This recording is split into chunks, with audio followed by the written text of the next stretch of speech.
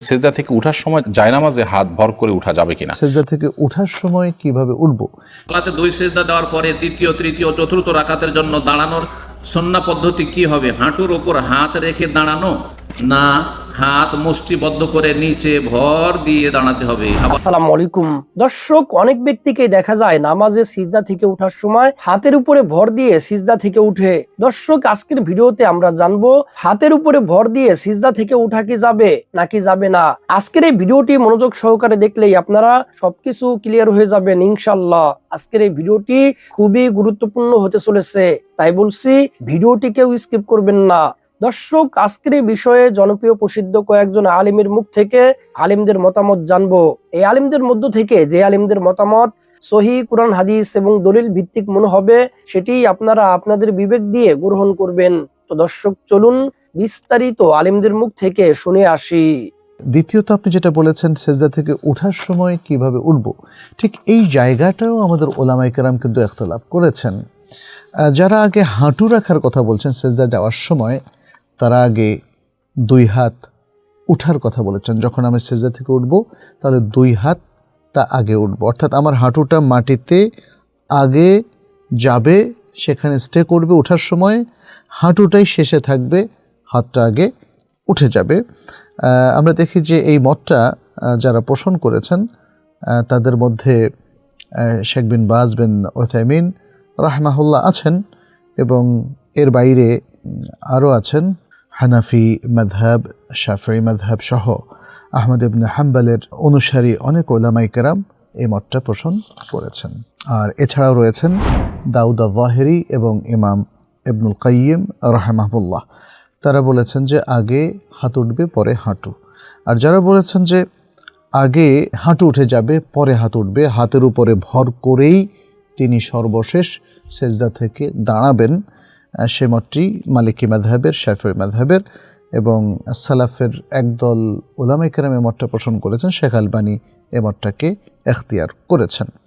এক্ষেত্রে তার দলিল হলো মালিক ইবনুল হুয়াইরিস রাদিয়াল্লাহু তাআলা আনহুর দলিল। তিনি আবু কিলাবা নামে একজন তাবেঈ, তিনি বলছেন যে মালিক ইবনুল হুয়াইরিস রাদিয়াল্লাহু তাআলা আনহু আমাদের সাথে একজন সালাত আদায় করলেন এবং তিনি বললেন যে আমি তোমাদের সাথে সালাত আদায় করছি, শুধু সালাতের জন্যই আমি তোমাদের সাথে পড়ছি না, বরং আমার উদ্দেশ্য কি, আমি তোমাদেরকে দেখাতে চাই, ওয়ালাকিন্নী উরিদু আন উরিয়াকুম কাইফা রাআইতুন নাবিয়্যা সাল্লাল্লাহু আলাইহি ওয়াসাল্লাম ইউসাল্লি, আমি বরং তোমাদেরকে দেখাতে চাই যে কিভাবে আমি রাসূলুল্লাহ সাল্লাল্লাহু আলাইহি সাল্লামকে সালাত পড়তে দেখেছি। তখন একজন স্কলার আইয়ুব তিনি বললেন, আমি আবু কিলাবাকে জিজ্ঞেস করলাম ওয়া কাইফা কানাত সালাতুহু, তার সালাতটা, এই যে মালিক ইবনে হুয়াইরিসের সালাতটা তাহলে কীরকম ছিল? তিনি বললেন মিথলু সালাতি শাইখিনা হাদা, আমাদের এই শাইখ অর্থাৎ আমর ইবনে সালামার সালাতের মতোই তার সালাতটা ছিল। তখন তিনি আবারও জিজ্ঞেস করলেন, আইয়ুব জিজ্ঞেস করলেন ওয়া কানা যালিকা শাইখু ইউতিম্মু তাকবীর, তিনি তাকবীর দিতেন। ওয়া ইযা রাফা রাসাহু আন আস-সাজদা আস-সানিয়া জালাসা ওয়া আতামাদা আলাল আরদি সুম্মা কামা, যখন তিনি সেজদা থেকে উঠতেন তার মাথা উঠাতেন, দ্বিতীয় সেজদা থেকে বসতেন এবং জমিনের উপরে টেক দিয়ে তারপর দাঁড়াতেন। তাহলে টেকটা দিতেন কিসের মাধ্যমে? হাতের মাধ্যমে। তো এইভাবে আমরা দেখতে পাচ্ছি আমাদের ওলামায়ে কেরাম আসলে অনেক চেষ্টা করেছেন, তারা বোঝার চেষ্টা করেছেন, তারা আমাদের বিখ্যাত ওলামায়ে কেরাম, সাহাবায়ে কেরাম তাদের বক্তব্য নিয়েছেন, তাদেরকে দেখেছেন, তারা কিভাবে নবী সাল্লাল্লাহু আলাইহি সাল্লামের অনুসরণে সালাত পড়েছেন সেটাকে দেখে তারা তাদের মতামত ব্যক্ত করেছেন। কিন্তু তারপরে আমরা বলবো যে সিজদা যাওয়ার সময় আগে হাঁটু না আগে হাত, আবার ওঠার সময় আগে হাত উঠাবে না আগে হাঁটু উঠাবে, এটা একটা মাইনর বিষয় এবং এ ব্যাপারে ইখতিলাফের অবকাশ আছে, ইজতিহাদের অবকাশ আছে।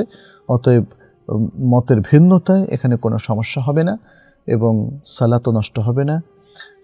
কিন্তু আমরা একটা মূলনীতিতে আমল করার চেষ্টা করব, সেটা হচ্ছে যেটা এই মতামতগুলোর পরে এবং তাদের দলিল দেখার পরে যেটা শক্তিশালী মনে হবে আমরা সেটা আমল করব। সালাতে দুই সেজদা দেওয়ার পরে দ্বিতীয়, তৃতীয়, চতুর্থ রাকাতের জন্য দাঁড়ানোর সুন্নাহ পদ্ধতি কি হবে? হাঁটুর ওপর হাত রেখে দাঁড়ানো, না হাত মুষ্টিবদ্ধ করে নিচে ভর দিয়ে দাঁড়াতে হবে? আবার অনেকে বলছেন হাতের আঙ্গুল খোলা রেখে নিচে ভর দিয়ে দাঁড়াতে হবে। এখানে সঠিক নিয়ম কোনটি হবে? 3টি নিয়মের কথা বললেন। হাঁটুতে ভর দিয়ে উঠা, রুকু না সেজদা থেকে বা সেজদা করার পরে যখন আপনি দাঁড়াতে যাচ্ছেন তখন হাঁটুতে ভর দিয়ে উঠা, এই মতটি কিছু কিছু মযহাবে আছে, কিন্তু এই মতটি দুর্বল। সঠিক হচ্ছে যে ওঠার সময় জমিনে ভর দিয়ে উঠবেন, জমিনে ভর দিয়ে উঠবেন, এটা বেশি সহিহ হাদিস। যে যখন উঠতেন তখন হাত পরে উঠতো, হাঁটু আগে উঠতো, হাতে ভর দিয়ে উঠতেন। এখন হাতটা এইভাবে ভর করে রাখবেন, হাতকে সম্প্রসারিত করে এরকম করে, নাকি মুষ্টি বেঁধে রাখবেন? এই দুটো মত অনেক যারা কোরআন সুন্নাহর অনুসারী সালাফি উলামা তাদের মধ্যে এই দুটো মত রয়েছে, ভিন্ন মত। একদল বলছেন যে হাতে ভর দিয়ে উঠবে কিন্তু মুষ্টি বেঁধে উঠতে হবে, যেমন আলবানী রাহিমাহুল্লাহ বলছেন মুষ্টি বেঁধে উঠতে হবে। কারণ হাদিসে এসছে যে নবী সাল্লাল্লাহু আলাইহি ওয়াসাল্লাম যখন উঠতেন তখন আটা সানার মতো করে হাতটাকে করতেন। এখন আটা সানার ব্যাখ্যা করতে গিয়ে দুটো মত হয়েছে। আটা মহিলারা সানে কিভাবে? কেউ যারা বলছে যে এইভাবে সানে, আটা সানার সময় এরকম করে, তাই না? তো বলছে এরকম ভর দিয়ে উঠতে হবে, তারা বলছে। তো আলবানী সাহেব ওইটাই বলছেন যে আটা সানা সাধারণত এইভাবে হয়, মুষ্টি বেঁধে হয়। কিন্তু আবার কিছু কিছু মহিলাকে দেখেছেন আটা সানে এইভাবে, আটা সান এইভাবে আটা সানে। তো কথা হচ্ছে যে সেটাও বলা যেতে পারে। সুতরাং এই ক্ষেত্রে বাড়াবাড়ির কিছু নাই। কেউ যদি হাতকে সম্প্রসারিত করেও যদি উঠে তবুও জায়েজ, কিন্তু মুষ্টি বেঁধে উঠলে বেশি ভালো। কারণ সাধারণত আটা সানার সময় মুষ্টি বাঁধাই হয়। বাকি এগুলো নিয়ে বাড়াবাড়ির কিছু নেই, সুন্নত মুস্তাহাব বিষয়। কেউ যদি আগে হাত উঠিয়ে নিয়ে রানের ওপর রেখে উঠে তবুও জায়েজ, কিন্তু সেটি অনুত্তম আর মতটি দুর্বল, যেমনটা বললাম। জায়নামাজে হাত ভর করে উঠা যাবে কিনা? সেজদা থেকে উঠার সময় আপনার মাটিতে বা জায়নামাজে ভর করে না উঠে যতটুকু সম্ভব আপনার সরাসরি ওঠা উচিত। যদিও নবী করিম সাল্লাল্লাহু আলাইহি সাল্লাম মাটিতে ভর করে ওঠার কথা বর্ণিত আছে, কিন্তু সেটার ব্যাপারে অনেক মুহাদ্দিসদেরই ব্যাখ্যা হলো যে নবী সাল্লাল্লাহু আলাইহি সাল্লামের শারীরিক অসুস্থতার কারণে এটা কখনো কখনো তিনি করেছেন। অতএব কারোর শরীরে অসুস্থতা বোধ করলে তিনি এটা করতে পারেন, কোনো অসুবিধা নেই। বাট সুস্থ স্বাভাবিক অবস্থাতে তার এরকম না করে বরং হাঁটুতে ভর করে তারপর দাঁড়ানো উচিত। নামাজের মধ্যে 7টা অঙ্গ সিজদার সময় মাটি বা ফ্লোরের সাথে লেগে থাকতে হয়। নবী সাল্লাল্লাহু আলাইহি সাল্লাম বলেছেন 7টি অঙ্গ, শক্ত অঙ্গ, হাড়, এগুলোর উপরে সিজদা করতে আমাকে নির্দেশ করা হয়েছে।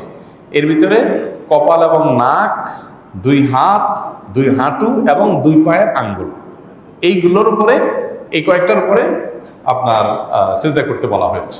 ধরেন নাক আর কপাল দুটাকে একটা যদি ধরেন তাহলে 2 হাত, তাহলে 3টা হলো, 2 হাঁটু 5টা হলো, আর 2 পায়ের আঙ্গুলগুলো 7টা হলো। 7টা অঙ্গের উপরে কি করতে বলা হয়েছে? সিজদা করতে বলা হয়েছে।